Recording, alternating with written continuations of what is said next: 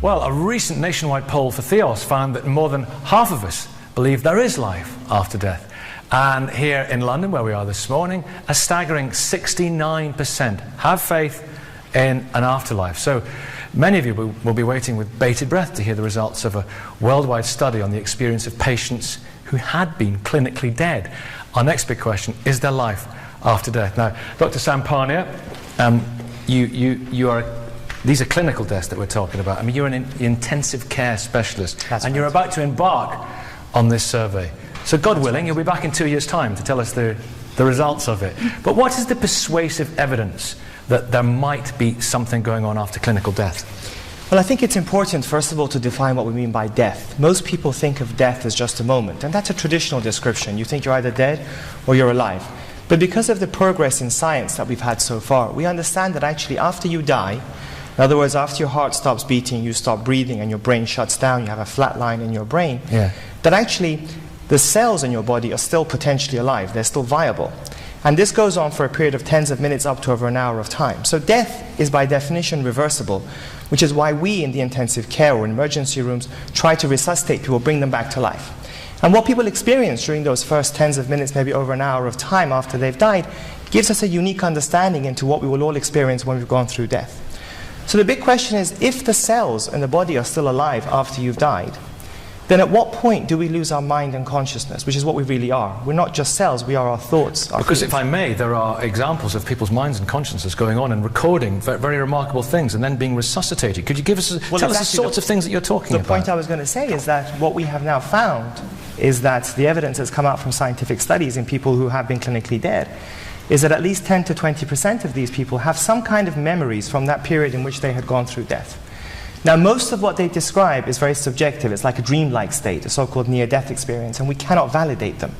But a proportion of people will come back and tell us in remarkable detail that even though to us they were dead, they were able to see and hear everything that we were doing. And what they tell us seemed to be correct. So, for example, they will say that I was at the ceiling looking down at myself, and I saw Dr. Smith run into the room. He was frantic. He started pressing on my chest. He started swearing. As he ran across the bed, he hit a drip stand. The drip stand fell on the nurse's head, and then they started having an argument. And they're looking down on it from... That's how they just... Their perception, and I don't know if that's correct, is that they're able to see things from above. So the question for us is that real? Because if that's real, it's very, very significant. Now, one possibility, of course, is that these are just some kind of illusions, maybe a trick of the mind. And so what we have done within the scientific community is to set up the world's largest ever study, which is looking at more than 30 medical centers around the world, both here in the UK, but also in the States and other countries in Europe, with some of the leading authorities in resuscitation, neuroscience, emergency medicine, to try to understand what really does happen when people have died, because it has implications for us all. And the study we've set up is called the AWARE study, and we're recruiting over 1,500 patients who've clinically died and been brought back to life again. And the only part, and the study is very broad, and we look at various aspects of resuscitation, but the part that I think that's relevant to your show here is these claims that people have of being conscious when they've in fact died. And there's something in it. So what we do is we don't know if these are real. We place some kind of image that is only visible from the ceiling and not from the ground up. So the theory being that if in the operating room we have 500 people who all come back and amazingly tell us these incredible stories, if this is just a trick of the mind, then none of them should be able to see those pictures. So if no one sees the pictures, we can conclude that it must be some kind of illusion. When will the results be out of this then? The results of the study should be out in about 3 to 4 years' time. And that's when you'll have to close your magazine when we find out. I've heard about this sort of research before from Peter Fenwick. And, you know, it sounds like a fascinating idea. But, you know, you've been trying for quite a while, haven't you? At least the early stages of it. And I don't think anybody's actually come back with an accurate description yet. Is that right? The difficulty that we have with this area, as you imagine, people have died. And so in order to make the study powerful enough to actually answer the question, it has to be big, which is why now we piloted it to see if the method would work, which was successful. Frankly, I have to say, if I were kind of in a state of clinical death with doctors working on me and my consciousness somehow managed to escape my body, and I would be pretty much focused on what they were doing, because, you know, I don't think I'd be looking around for pictures. I'd be kind of, come on, get that working. Well, you through a medium, don't you? Shara, isn't it? Good morning. You've spoken to people on the other side, including your baby daughter. Yes. Yep. And that was through a medium that I'd never met before. It was on a one-to-one basis. She first of all brought through a relative that had passed over, so there was a short reading on that, and then she told me that the relative was holding a daughter that would be about then age 3, that had passed at 3 months. She said the name of the child, and then went on to other bits and pieces that I won't go into. But definitively, that medium could not have known those details. Absolutely could not have known. No. And how, was that that must have been, if you believe it, and you do clearly, I mean, you can absolutely sincere in this, it must have been an extraordinarily powerful, emotional moment. I can say, as and I think I speak for all parents that have lost a child, it doesn't matter how much love and support you get, and I have a great sense of faith. Counselling is wonderful, but nothing helps that healing period or helps you to move on in your life until you receive a message that that person you've never met before knows nothing about you. And you spoke to a friend who we'll call John, who he couldn't, through Litz, who's here. You're a medium, Litz. Yes, I am. And John could only have been John. It could only have been John, That wasn't a one-to-one, because you can bring up the argument that on a one-to-one there could be body language, or there could be, people say reading minds or something like that. But on this occasion, it was at a demonstration at Stepping Stones. There was an audience of people, and I was sat right at the back. I wasn't expecting a message. I mean, Lloyd, clearly you believe in life after death because you're a Pentecostal minister. Who's speaking to Sharon here then? Well, what's your suspicion? I wouldn't say it's her relatives, unfortunately. Who is it then? Well, let's put it this way. There are angels, there are demons, there are beings that we do not know. She's been conned by... I would say so. By devils? I would say so. I would say that the fact that she's in an open room, in an open environment, and something selected her, doesn't necessarily say it's her relative at all, because these beings will have knowledge of what's going on around, and they can select anyone, and they can work, and they will work through a host, and that's what the mediums will do. Yes. Wicked beings. Yes, I actually believe that what the gentleman is saying is quite possible, but I don't believe that it applies in all cases. What happens when you get messages then? Do you feel yourself physically changing? Yes, I do. Yes, I do. I become aware that my physical form changes, that I am impressed with perhaps passing conditions or immobility, which the person would have felt. Things that are not known to me in a physical condition. I see clairvoyantly images of people.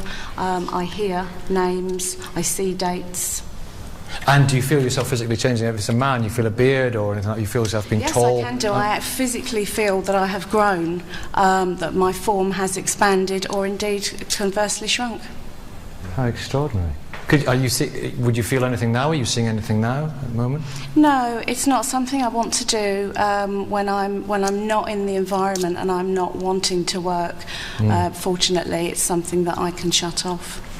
Okay, gentleman over here, hand went up, then we'll come to our panel. I'm an ordinary lay person. I'm not a skeptic whatsoever. I do honestly believe life after death. I don't think we're here for what you would call for 4 years and 10, and that's it. I think we have a 4 path. years and 10.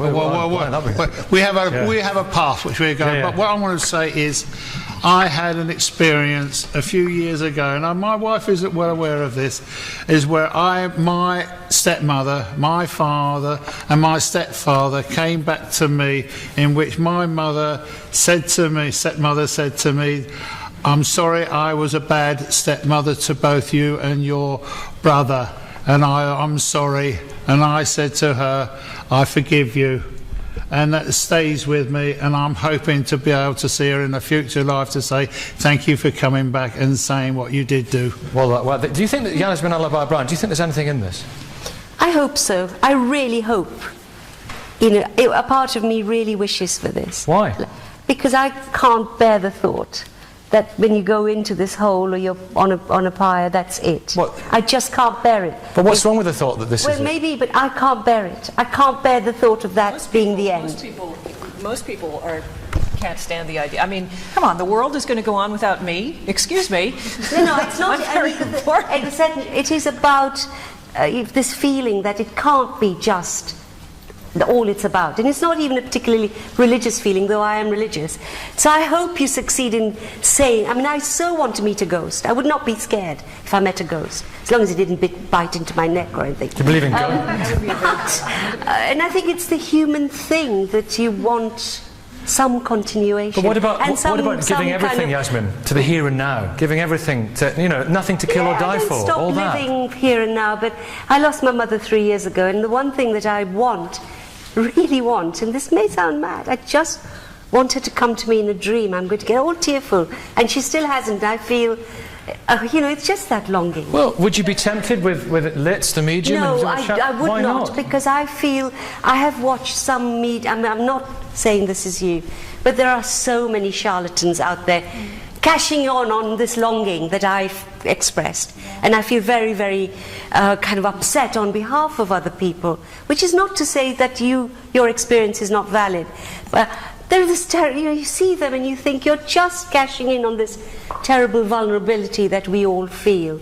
So I'm very sceptical on that. Absolutely, I completely agree, and I just think there's such a massive responsibility that goes with this work. To me, it's about healing people, and it's about allowing closure, and it's about allowing people to continue with their life rather than trying and hoping and waiting and wanting to hear from their deceased friend or relative or loved one. It's about being able to move on. Peter Tatchell. Yeah, I accept that there are aspects of the mind that we do not yet understand. I think what the doctor's talking about. Mental science is at a very, very primitive stage. Yes. And I've had an out-of-body experience. I've also had a near-death experience where I saw the white light and my whole life flashed before me.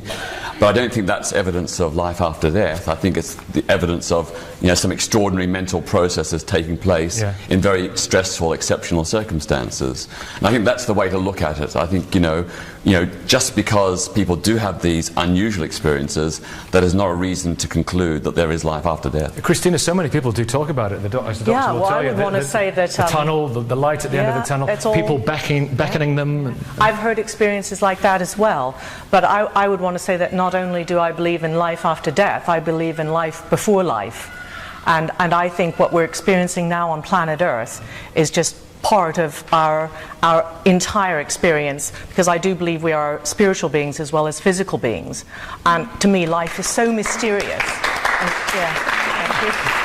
And so we're learning so much more about it. You know, we know that our universe is still expanding, and we live on this tiny dot in a little solar system in a small galaxy. So I think life existing is a great adventure, and I have no idea. Like Yasmin, I hope we go on and on. Is it for you wanting to encounter and speak to, touch, feel and love loved ones that you have lost before? Do you find that a big part of this? I think when we leave this life, I think we also leave the dimensions of space and time. Don't ask me how that works. I cannot imagine it.